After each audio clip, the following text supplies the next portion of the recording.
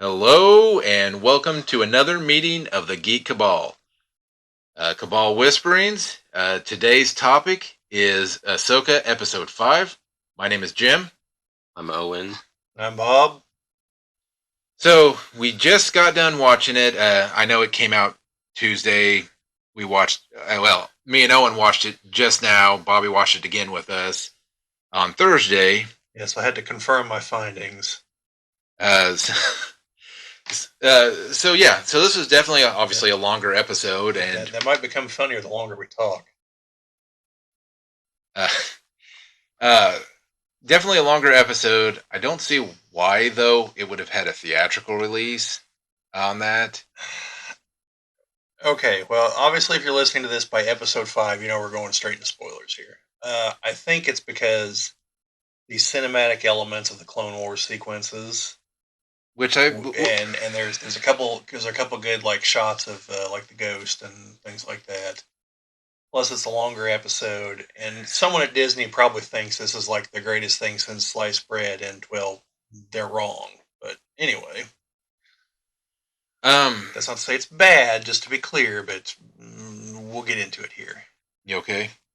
Yeah. No, just the yeah, and I think the Clone Wars portions were obviously the highlight of everything. Though I wish it wasn't like, oh, it's a dream. We're gonna have fog and stuff. Or was it a dream? I don't know, maybe not. But what I mean is, it looked like Silent Hill in every single flashback. Oh, well, yeah, that's so they didn't have to go full on with the special effects for the walkers and the gunships and everything else. And we didn't even see the separatists. But they do at least show the reason why physical clone troopers look far superior to Oh, yeah. the I mean, Attack of the Clones still looks like a PS2 cutscene from some game or whatever. It is obviously, all CGI, and I get it, you had the power, but sometimes you just have to refrain from using it. But on the plus side, we did get the Tamura Morrison vocal cameo, so in my honest opinion about it's like, this isn't a bad story. It's just the problem is they're going to have to rush to some sort of conclusion. Then you said that they're going to have a movie to tie it all up. That's what I keep hearing everyone saying, is that the Filoniverse is going to be wrapped up with a movie, which means The Mandalorian, I guess the Book of Boba Fett, and this. Yes, which if you listen to any of our other podcasts, you'll know how much I hated the way the Book of Boba Fett ended. Not because I thought it was an okay season, maybe not the greatest, but it was okay. I mean, it wasn't the worst watch I've ever had, but it was definitely one of the worst endings, just because I felt like it didn't close any loops on it. Yeah, you didn't have the Boba Fett going to his homestead on the end of town, and that's Mandalorian season 3 that had that. Which was fine. I mean, it was it was a terrible Mandalorian season 3 was kind of terrible, but at least it ended with something that made sense. That the Mandalorian's just going to kind of chill at the end of town. Yeah, well, I think part of the problem, and mind you, this is just me speculating on the future here. There's what, 2 episodes left? Yes. Yes. Okay, so with 2 episodes left, we are definitely at we're just going to be introduced to Thrawn, and that's going to be it. Like that's unless the next episode is even longer, it is entirely with like the B plot, the not Ahsoka half of the plot, and just is purely them getting there and within like 5 minutes running into Thrawn. Then we're definitely looking at like somewhere in the last episode, we're just going to kind of run into him and maybe head back to back to the main galaxy.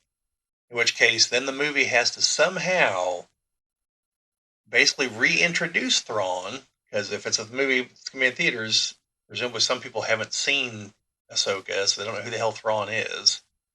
Then he has to have whatever his big master plan is, and then it has to be thwarted all in the space of one movie, plus the Mandalorian has to have some kind of plot line, Boba Fett has to have some kind of plot line, Ahsoka has to have some kind of plot line, Baylan Skoll has to have some kind of plot line. Like, that's not the one movie cannot accomplish all that, especially if it's by the people making this show. It's gonna like literally half the runtime is gonna be people staring at each other, which is fine for a western, but this isn't a western, like as much as it wants to be. But yeah, we kind of you got a point there, Owen. I was gonna say different from how the Book of Boba Fett tried to be a western. Yeah, I mean that works for like the Mandalorian and the Book of Boba Fett, because it's a bounty hunter. He's on largely sandy planets, so it kind of looks like a western. Mm. It's the lone gunman coming in. We don't know his whole backstory. We don't need to know his whole backstory. We just know what he's doing. But that's not what we're seeing with Ahsoka. Like we're learning a hell of a lot about her backstory. We're getting all kinds of flashbacks. We're talking about things that had to have happened between shows that somehow we're supposed to know all about, but we don't, and they're not filling us in on. So you've got all these things that have to somehow wrap up, unless the movie is going to be meant to be like the jumping off point for like the next phase of Star Wars. In which case, then it's just the jumping off point for that very slim amount of time we have before the clusterfuck that is the sequel trilogy comes storming in. If they're gonna make a season 2 of Ahsoka to further Thrawn at some point, they're gonna have to make everything as dire as possible. There's gonna have to be at least a battle that just decimates the New Republic to the point of. Well, that won't be hard. Those people live by incompetent boobs. Yes, I mean, like even if it were Book Thrawn operating at roughly 10% mental capacity, he could run circles around these people. Like, I'm surprised Moff Gideon hasn't reconquered the galaxy already. Like, these people are just so incompetent. yes, and the most incompetent thing had to be that they had all of this data of the fact that they built this giant hyperspace ring, were flying out to somewhere, they had stole all these parts. Even if it's just hey, we were chasing down this lead, we found this, we want to investigate, okay, send a ship. Yeah, we've had that problem back since like was it the third episode where Hera goes to second or third episode where she goes and tries to tell him, and she goes on and on about Thrawn and just glosses over the whole like, well, we know they were sending parts somewhere. That somewhere was over here. We know they're Imperial loyalists. This can't be good, whatever it is. Screw Thrawn. Let's just go check out what this is. Yeah, and that's the problem is that you'd say fine, we'll send a person out, we'll send a ship out, we'll send a small squadron out. That's how I don't know. They do it to drive the plot forward, and it's a terrible mechanism to do it. Instead of using good story writing to explain why they have to, have this conflict, they make it contrived so that. Right, and then it's in any given moment, Hera's rank either means something or it doesn't. As they go to Corellia, and she's all like, "I'm a general. Give me all the documentation." He's like, "Oh yes, sir." And then it's like, well, "I'm a general. Like, let me go over here." No, you can't. Sorry. Oh, well, I'm going to take my own ship. Oh, you can't. Like, what do you mean I can't? It's my ship. Like, just because I'm a general doesn't mean you can't tell me I can't leave. Like, it doesn't work that way. And what would happen if they said, no, you're no longer a general? Okay, then I'm just going to go do my own thing. So see you later. Yeah. So you've got that. Like, now they're setting up to like, let's court martial her for taking her own ship to go investigate something. Like, she didn't command the X-Wing pilots to come with her. Like, they could be facing a court martial because they did just take off. At which point, then she'd be like, "Well, I'm a general," and like, "No, they were providing me with an escort. I'm a VIP." And at the end of the day, like I said while we were watching it, the fleet still wound up there. Yeah. I mean, like what Hera wanted actually still ended up happening, just for stupid reasons, and it's going to compound in the following episodes. Yeah, they sent 3 cruisers, which probably could have stopped the big old hyperspace ring. Yeah, because I'm pretty sure that while it may have destroyed one of those ships, it's not going to be unharmed itself because its superstructure is only like. No, it's very simple. You can't spare 3 cruisers to go investigate something, but you can to track down a single general going off on her own thing. Yeah, pretty much. Yeah, that's pretty spot on there, Owen. Yes. That sums it all up right there. Is that you can't. They couldn't take the time to go and investigate a possibility of someone stealing parts. But Well, not even a possibility. They know they're being stolen. They know they're going somewhere. Like, they know something's happening with them. But yeah, like, they can't go investigate that. But, oh, Hera took her own ship somewhere. My God, we've got to stop her. Hasn't she been a general since, like, Rogue One, by the way? yeah, It's like, her ship's there in one of the scenes, Yeah. and I'm pretty sure they call her General Syndulla. Like, she's been a general since, like, the middle of the actual Galactic Civil War. at some point you have to go. You know what? I think she may know what she's talking about. She's been, Yeah. So I do. By the way, one other point someone brought up, one of the things I was reading about that second episode where she talks to the holograms there. Why did she have to leave the room? They're not actually physically there. They can just like shut off their end. I don't know. You know what I'm like? Now that I've pointed that out, like think about it. Like, oh, leave the room. Like, you just turn your projector off. Like, have your conversation, then turn it back on. Like, she shouldn't have. They're not even. They're not there. Well, It's like if you're on a conference call. Hey, I need you to leave the room while we talk about something. Like, no, just like hang up your phone and call me back. you know that's the thing. It's like they have this amazing looking show. I mean, special effects, top notch, all of that. Oh yeah, it does look But- fantastic. But all the story would do is it would take just somebody saying, this, hey, let me watch this. Let me sit around with a few people. We're going to watch it. We're going to tell you, hey, this doesn't quite work, or just listen to the dialogue or whatever it is. Obviously you're not going to produce the whole show and then do it, but let's have a. Well, it's funny you mentioned that. Apparently, that's basically what happened with I think Rise of Skywalker and it's either Rogue One or Solo. They had to go back and reshoot like 3/4 of the movie. Because all it would take is just some people listening to the dialogue, understanding what's going on. I'm like, wait a minute. Yeah. No, this doesn't make any sense. Now, I still hadn't quite figured out what the dream, the dream sequence or whatever the hell it was with Ahsoka and Anakin were trying to get to. But it looked nice. I mean, at some point, if they're like, oh, this is what he was trying to tell me. All right. So since I watched this a couple days prior to you guys, I've dove into the spoilers and speculations and everything else. The best sounding thing that I have come across is that Anakin was trying to teach her a couple different lessons. The first is that You give into your hate? no. He was trying to illustrate to her that he trained her that way because circumstances demanded it, because it was a war. So of course he's going to train her to be a soldier so she can survive. But the other part is the war's over. She doesn't have to be a soldier anymore. That was the part where he was trying to explain that whenever Obi-Wan trained him, they were peacekeepers. Now they're soldiers. Well, now they're back to theoretically peacekeepers. Like he's saying that's what the universe needs you to be, not a soldier. And there was another part to it. And it was trying to explain that she isn't him.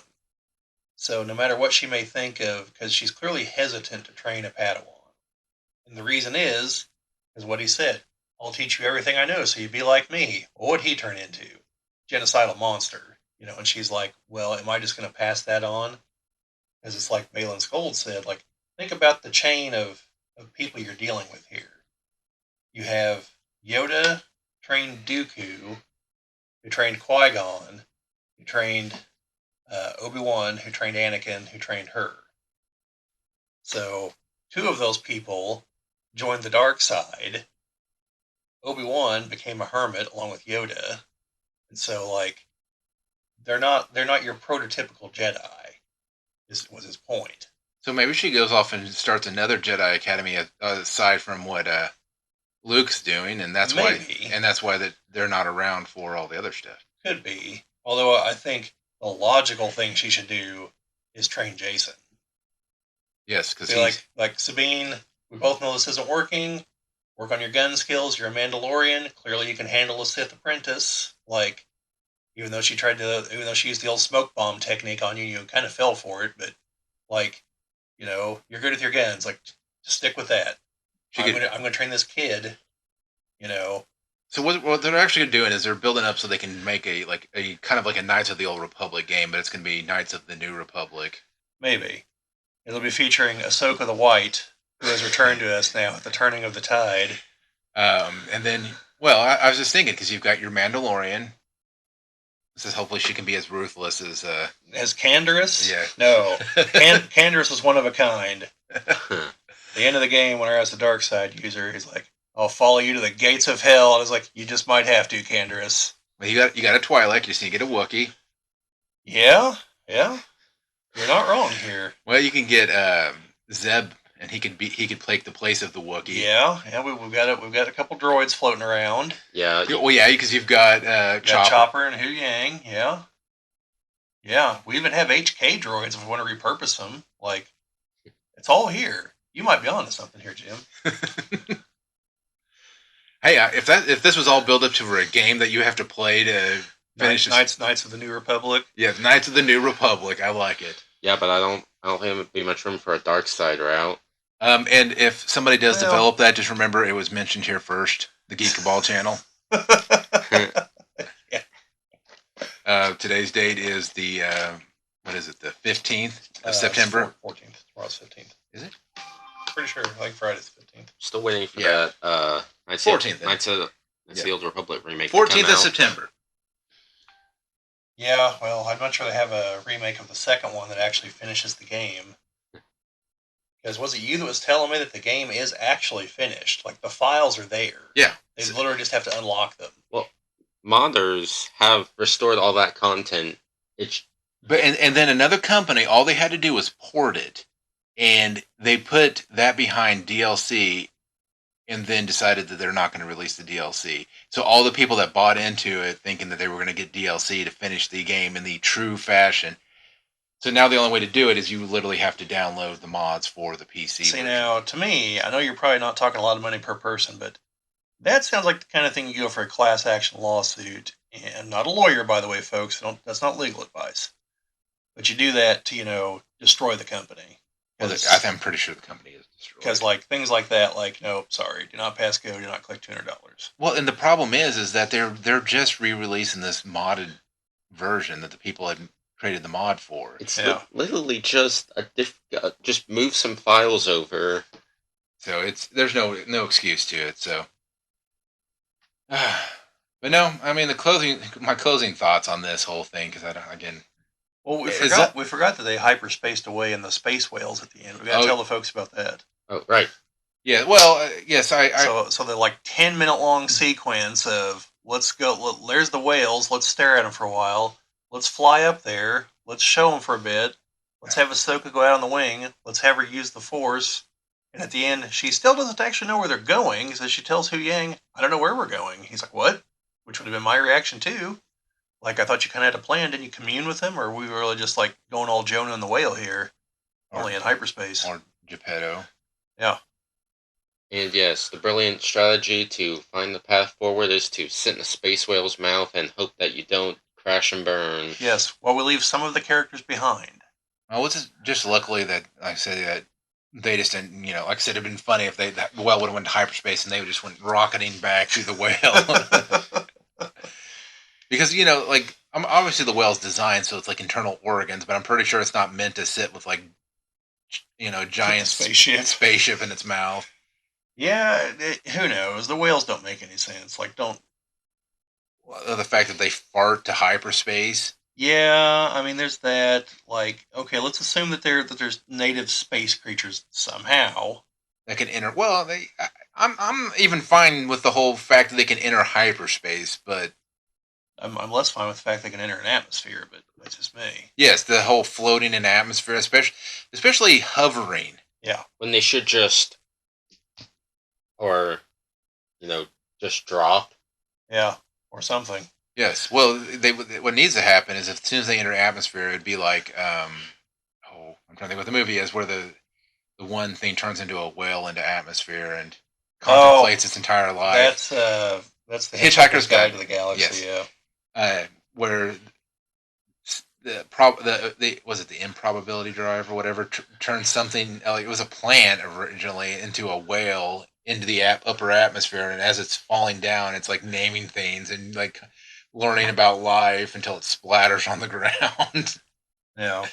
Oh, look at that thing down there! Look at that! I'm gonna call it ground. Yes, whales in the in the atmosphere do not float. No. And, Nope. unless they're like, oh yeah, it's got a natural repulsor lift. Like, I'm fine with them navigating space because it's space. Final frontier. These are the continuing voyages of the starship Ghost. What the hell was the name of the whale? Well, I don't know. The starship Moby Dick. So, Owen? One of the adaptations even had Picard as Ahab. I just hope that whenever Thrawn finally shows his head, that they don't butcher him horribly. I did find out, and I should have known this because I know I read it before. The guy actually playing Thrawn is the guy that did his voice for the show. Oh, that's nice. So he joins the ranks of like him and Bo-Katan. Well, I'm glad to see Gamora made a return. Yeah. So they're in the dream sequence or whatever the hell it is. Ahsoka goes back to like her age during the Clone Wars cartoon, which is prime child soldier age, by the way, and she's played by the same actress that played the younger Gamora in Infinity War. So It's been 6 years. That's long enough. yeah, I mean she's carving out a niche for herself of younger female characters who die at some point. And they're also oddly colored. Yeah. Now she's only got so much time to play this role because she will eventually grow up, but yeah, milk it while you can. Owen, our Grant's upstairs right now. He's watching The Empire Strikes Back. He's been watching the original trilogy, so he's up there humming the Empire theme. I heard him humming that as he was stomping upstairs. So if you hear that on the mics, I'm raising my kids right here. So Yeah, you got this propaganda here, so cover your slander of A New Hope. Where's Empire Strikes Back? I couldn't find that one. I bought these at Ollie's the other day. I thought they'd look good here in the background. Well, the funny thing is I actually have the same one out in my garage now that I hung up. Now, for Empire Strikes Back, though, I do have my... and I was going through my garage again, and I was putting posters up on the wall just to hang them up so they weren't sitting on the ground getting mice in them or whatever. But I found my poster for Super Empire Strikes Back. Oh, yes. The game where it ends with Darth Vader, if you beat him, saying, "I will return," like some cheap comic book villain. Well, it's better than the Japanese version of the original Star Wars game where Vader turns into a scorpion the first time you beat him.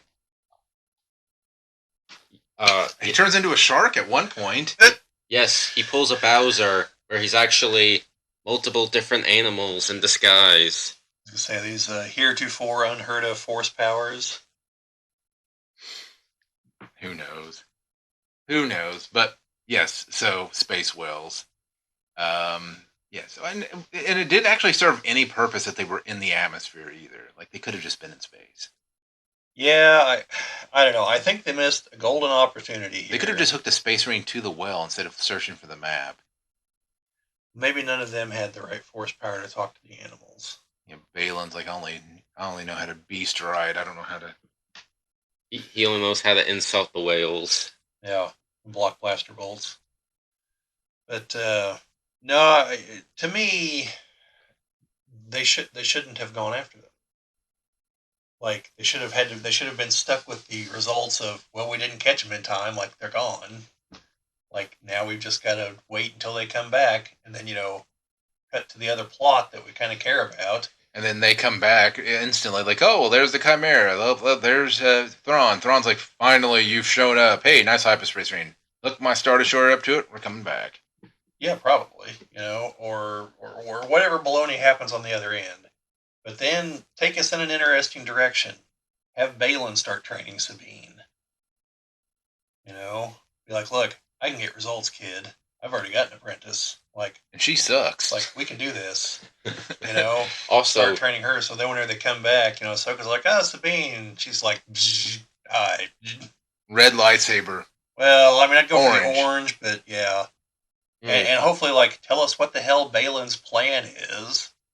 Because while I have a theory, it's all I've got. And I'm not really, it's just based on a handful of things he's said, which is all he has said. So here we go. Here's my theory. He wants Thrawn to come back to destroy the New Republic. Because the New Republic is as terrible, if not more so, than the Old Republic. And he knows that didn't work. Because he knows it was going to collapse. And it's just the fact that an evil space wizard took it over just happened to be the reason, but it was going to collapse no matter what. And Thrawn would have a sense of control and order to his. He wouldn't be like, maybe. He might go that route, or it might be have Thrawn smash things, provide an enemy to rally around, defeat Thrawn, and then implement a new system of some kind, bring the Jedi back to their former glory as guardians of the Republic. Because remember early on he says, something about whenever they thought Sabine or Ahsoka was dead, he's like, that's a pity, there's too few Jedi these days. And he tried to tell Ahsoka we don't have to fight. He's not doing it because he wants to kill the Jedi. I think he's doing it because he wants to bring them back. To their pre-Clone Wars glory. But he also has to rebuild them because they were corrupted as well. yes. Because he's not a Sith. We see that. He's a good old gray Jedi. He's something. But most interesting character in the show, and the guy we've seen the least of, and that unfortunately we're going to see the least of. I kind of hope to implement your idea, Jim. We'll see. Well, at least keep the character around. It sucks that we won't have Ray Stevenson, but we at least have the character. Yes. I guess they just scar his face, and you've got a way of having him in the show. Yeah. You can wear a mask. You want to know how I got these scars? I figure my final thought is... Was that some combination of the Joker and Bane there? Yes. He's got a mask on. Yeah. I just wonder if his apprentice is going to do anything else besides stare people down. Well, I assume she will, because if they don't go with that route, then they have to kill him, off screen or something, and then she'll just go full tilt dark side. She'll become the apprentice of the Night Sister, and Yeah. No, I mean, I don't have anything further to add. I mean, at this point, it's just we've got the 2 episodes left. I guess you're just going to have to see what they have. I'm just waiting for episode 6, Mandalorian side quest. Yes, and then the Mandalorian. And it's nothing but the Mandalorian, Grogu, and maybe Bo-Katan. And it all just ends up, hey, where'd Sabine go? We're one Mandalorian short of actually pulling this heist or whatever off. We need her. Yeah, she's in the other galaxy. No. Oh, well, that sucks. Let's go get Boba Fett instead. And then we sidetrack over to there. And if Sabine were around, she'd be like, oh, so they replaced your guts with mechanical parts, huh? I just got a little patch. I'm good. Sucks to be you. Yeah. And yeah, by the way, I was going to say, all of the posts talking about being stabbed with a lightsaber, pretty much you would explode because the way, the instant that the water would all evaporate, yes, it would be violent. Yes, as it stands, though, we have the Optimus Prime versus Ultra Magnus treatment here. Qui-Gon is Optimus Prime in this equation, and Sabine is Ultra Magnus. Yes, there's although I suppose we kind of already had that with Anakin, but But now, see, the limbs make sense. They use different pieces to put him back together, though. The limbs make sense. You cut through it, but you're plunging into somebody with that. It's no good. No bueno. Well, I mean, if we really go down that path, the blaster should basically do the same thing, right? Because it's a bolt of super concentrated energy. The moment that hits anything organic, it's going to get messy. It's not going to be that nice, clean burn through, It's going to be no, like, whatever it hits is going to flash, boil, and explode, and it's not going to be good. So in Yeah. that way, phasers set to disintegrate are more accurate.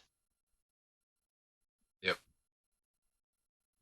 Well, anyways, like I say, I thought is that all I got. I do know that we have some additional topics, not for this, but that we're hoping to be able to discuss at some point.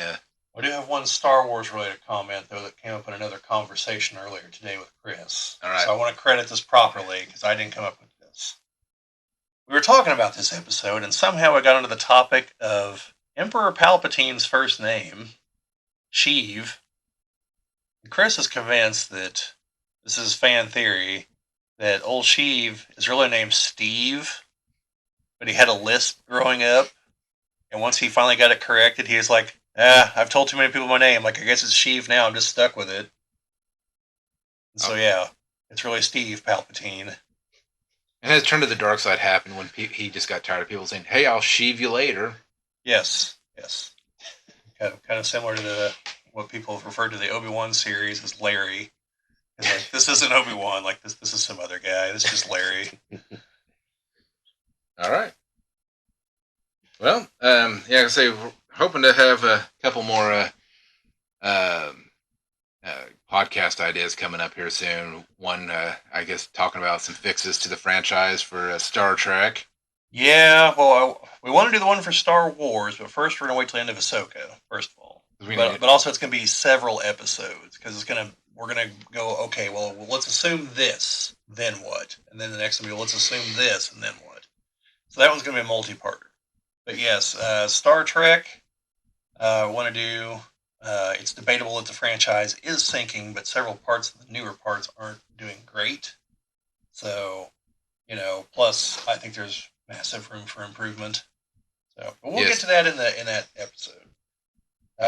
Want to do that. Want to do the talking about the first, I think, 4 Super Mario games, right?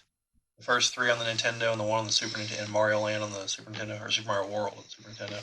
Yep, that, and at some point, once I get a couple other episodes in, I'm gonna start filming my next unboxing, which I'm not gonna say what it is, but it's sitting on the floor over there. I just well, you people can't see it. Yes, but I can. Yes, sitting down there on the floor, and it's going to be a little bit bigger episode, just because it's a little bit more special items. So, and eventually I'll get to that book and movie comparison of The Hunt for Red October. Yes, we're slowly warming him up to the ability to speak on camera. Just takes practice, Owen. Wait, we're on camera? Yes, candid camera. Yeah. All right. Well, so we'll just go ahead and end it here, because right now it's a school night for the kids, so I don't want to keep them up too late. But just, like usual, we're going to have the usual YouTube blurbs and everything, not the yawn, but the blurbs. Make sure you like, you comment, share, subscribe, do all that fun stuff, because definitely trying to grow the channel more, trying to get more feedback on stuff. What do you like to hear? What don't you like to hear? Definitely want to hear. We're steadily picking up more subscribers. Yeah, I think we're going to hit the 300 mark. Oh yeah, if we continue at this rate, we definitely will, way before the end of the year. So I don't want to jinx that. So, and definitely, if there's any topics specific to Star Wars or even Star Trek that you want us to go over, that you want us to talk about, definitely leave those in the comments as well, because always looking for topics, and we did have some pretty decent ideas on some of our videos. So yeah, and on that note, I do have other BattleTech videos planned that are not just going to be reviews and talking about products. They are going to be more of the info dump, kind of like the What is the Dark Age videos. I do have a couple of those planned. I've got to look into a few things, get a few notes written down. I'm not going to write out a whole script, but I do want to have notes, because there's some high points for each of them that I want to make sure I get to. And because every time we film these videos, like as I'm editing them, I'm like, oh man, I forgot to mention this. I forgot to mention, so I want to make sure those types of videos, the big info dumps, that we hit all the high points. So I do have to make some notes for those before we film them, and possibly get Chad back here somehow, some way. Kidnapping. That's what it's going to come down to, apparently. What about Brad? Well, Brad, for the BattleTech, not so much. Brad's not a big fan. So But for other topics, definitely, like if we're, because the big problem, like as far as physically being here, is to be worthwhile for the trip. So we're going to have to like do a lot of recording at one go, and the schedule control and everything else. But we are working on the distance, getting him hooked up. Supposedly, I have a way to do that. Just got to actually test it because we had to get all this set up first because it was going to be critical. But to Jim's point, I think that's about all we got. So, Yep, I already said all the blurb stuff, so you want to take us out? You always do the oh yeah, well, as per usual, may the force be with you. always.